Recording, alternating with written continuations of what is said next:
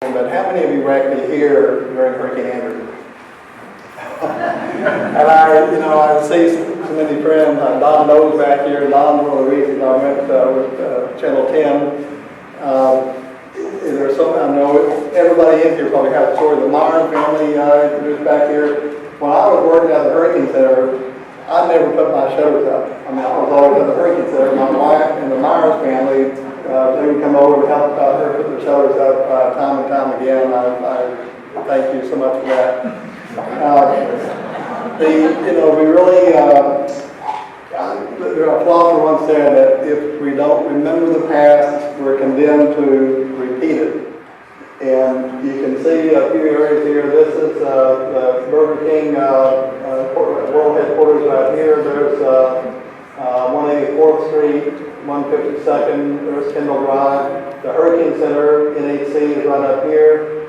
But the thing I want to point out here is that it's going east to west here. Before the hurricane, where the really strong winds were found, did not go over Miami Beach or the city of Miami, the Port of Miami, Miami International Airport, the Brickell financial area.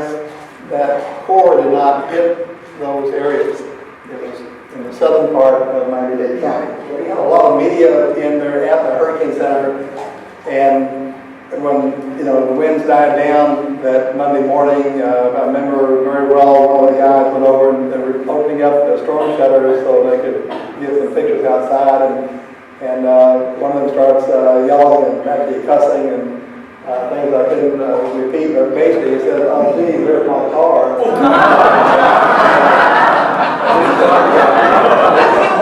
And she just then got all that roof and the wall fell on her. And when they found her, she was actually still alive. And believe it or not, with all that damage, her telephone still worked here. And in fact, people lined up down there weeks after Andrew using that one phone that they were with. But they called 911, and what do you think they got? Busy signal. They could never get through to anybody. When we have 16s on the home field that had mechanical problems, they couldn't find that out. Some people still have a little humor, and but you can see missing some of the plywood shielding there on the roof. I like this. This is from Country Walk, and you probably can't read it, but it says, "Welcome, open house." But right east of there was this development. Now this one I remember the name, Mooney Estates. This builder cared. He did something right that the other people didn't do all around him. I mean, they had a few tiles missing, location damage, but overall this development was really good compared to everything else. And we're looking, this is east. In fact, I think that's your tower up in Miami. But this ain't made over here, so the wind was from the east. It had to go through this development before it even got to that one over there. He did things like he didn't use pressed board. He used plywood shielding. He used 5/8 inch plywood, and the code called for 1/2 inch back then. The building code that we have now, you need to have that innermost room where if all else fails, you can go to. With no windows, and I like the way Craig Fugate, the FEMA administrator, says this: it's easier to plan for catastrophe and scale back as needed, rather than try to figure out things in a short moment. That's the data from the home park. Country Walk. This is 152nd Street, headed out towards Blue Miami. You can see these big steel, reinforced concrete power poles.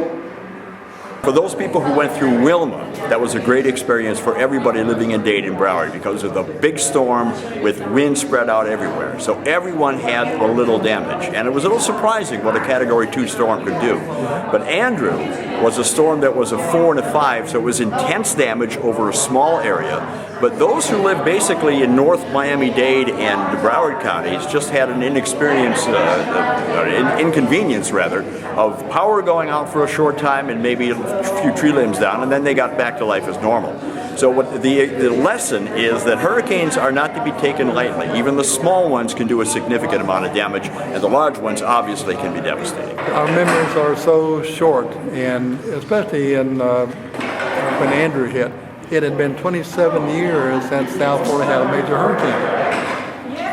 That was Hurricane Betsy in 1965, and people just didn't worry that much about hurricanes, and I can sense that happening again. I mean, we've got a lot of things that we can worry about today, and hurricanes is not up near the top of the list, but history is a pretty good teacher, and history teaches us that if we're lucky enough to live in South Florida, we need to have a hurricane plan. We need to be prepared no matter what the seasonal forecasts are.